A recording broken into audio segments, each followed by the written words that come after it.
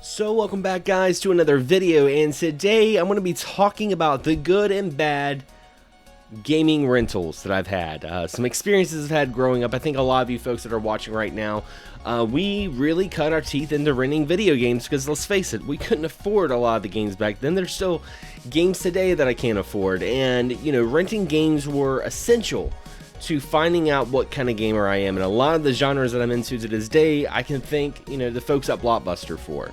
Now I have 3 good games and 3 bad games to talk about. Let's talk about the bad first. Let's start with Last Action Hero on the Super Nintendo. Now, I remember watching the movie as a kid, and I really enjoyed it. I was a big Arnold fan. I think everyone was. And I think this is one of those games that I just grabbed because I could not make a decision. I was being very indecisive. My mom was starting to get kind of, you know, aggravated. I'm just pacing back and forth down the aisles of Blockbuster, and she's like, just pick something. And I'm like, you know what, I like the movie, I might like the game.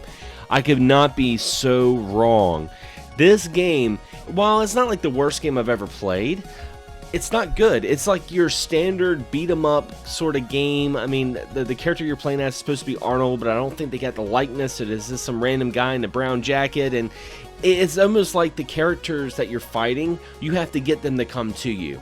It's like they don't really want to fight you. You're like, all right, come over here. You're like fishing for fights in a beat 'em up, and I don't agree with that. This is really weird, and it was very clunky. It was one of those games that just ruined my whole weekend. As bad as that sounds, I remember I wanted to like it. I wanted to like this game, and even when I was capturing footage for it, I'm like, oh, this game has not aged well. And the next game I want to talk about is another game based off of a movie, and that is Bram Stoker's Dracula. I love Bram Stoker's Dracula. Gary Oldman plays an excellent Dracula. I'm a huge Castlevania fan. So seeing this movie and seeing a game based off of it on the Super Nintendo, I was like, man, I need to go check this out. You play as Jonathan Harker, and you're going through, you know, Draculas Castle, and you think this would be pretty much a Castlevania clone. Well, it's not. It's almost like a pseudo wants to be Prince of Persia, wants to be Strider sort of thing, and it's very, very clunky. Just like Last Action Hero, it just does not play well, and I feel really bad for anyone who got this game as a birthday gift. Like, you know, maybe when they were a kid, they loved Bram Stoker's Dracula. It was one of their favorite movies, and someone's like, you know what, I want to buy them the video game. They're going to enjoy it. I feel so bad for those poor little souls.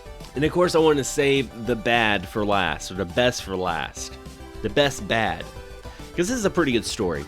See, I remember a little game came out, and I've told this story before on the channel. A little game came out called Mario is Missing. And I remember seeing it at Blockbuster on a Friday night, and it was completely sold out.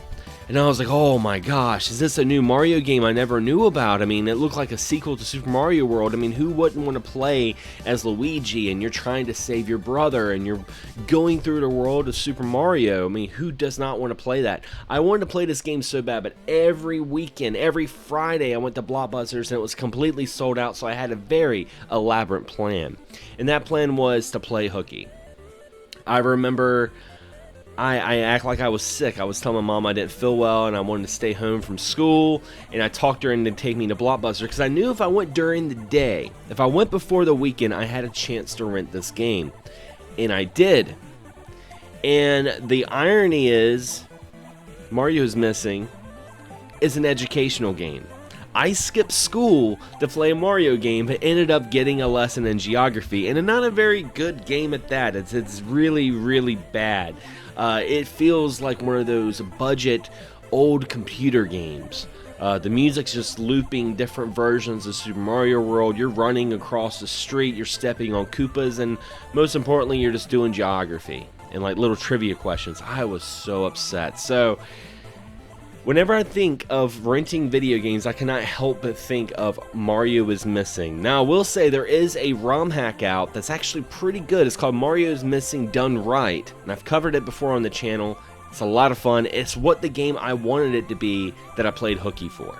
Alright, now let's get into the good, because there are some great games that I rented, and, you know, I didn't want to go too much into, like, the stereotypical stuff. Like, I did rent, you know, Final Fantasy IV the first time I ever played it, or, you know, Aladdin on the Sega Genesis, but I want to go a little bit more deeper into some of the obscure games that I played through renting, and one game I absolutely love on the Sega Genesis is Robocop versus Terminator. I'm a big Robocop fan. I'm a big Terminator fan. It just seemed natural that these two would battle it out, kind of like Alien versus Predator or Freddy versus Jason. You have, you know, this android built to kill people. You have a human android built to protect people. It's the yin and yang, and this game is freaking awesome. It's a side-scrolling, you know, shoot 'em up, and you're just shooting people. There's blood, there's guts. I mean, there's a rocking soundtrack. I remember I liked this game so much. I liked this game so much that when my mom got married, I kept my Genesis on. I kept my TV on. I did not want to turn it off and lose my progress. And I remember I got in so much trouble, but I'll tell you guys, it was totally worth it. Of course, in the 90s, the big thing was the mascot platformers, and it seemed like every company was trying to have their own little animal that was on his own little adventure that was very reminiscent of Mario or Sonic the Hedgehog. And one game that I absolutely loved, that I don't feel like enough people give enough recognition for, is IREM's Rocky Rodent. This is a really good game. I actually really like this game. I rented this game at a department store called Rose's. It's still around. We got like one Rose's left in town, and it's pretty much like stepping into a time machine because they still sell things from the 90s. You can go there and get a cassette player if you wanted to. But I went there and I rented, and I always liked renting from Rose's because they always had different stuff. It wasn't always the games that everyone had. It was the games that you didn't really know about, and this is one of those titles I took a chance on. Absolutely loved it. Now, I will say Rocky Rodent does borrow a lot of inspiration from Sonic the Hedgehog, down to when you finish the stages, you kind of hit that street sign that spins. Very, very similar to Sonic the Hedgehog. But where he has his own personality is his power-ups, because his hair changes, like spiky hairstyle, a mohawk that can be thrown into a boomerang. You know, one level he has like long braids that he can swing from vines and stuff like that. I thought that was really cool. The game actually does have a story to it as well, and funny enough, after every stage is a little small cutscene talking about what's going on. You're pretty much Rocky Rodent. You're like a dine and dash rodent. It just, you know, wants to eat all the time. This restaurant owner, he didn't pay his protection money, and the mafia kidnapped his daughter. It's your job to save the daughter, and as a reward, you get free food. You get free food. That's what happens. The game's freaking awesome. You guys should definitely check it out. Now, one really popular genre in the mid-90s, of course, was the 2D fighter. I mean, Street Fighter, Mortal Kombat cemented that genre into the mainstream commercially. And, you know, a lot of companies were like, hey, let's make our own fighting game. And Konami had something kind of slick. They were like, you know, we still had that one property that people were crazy about.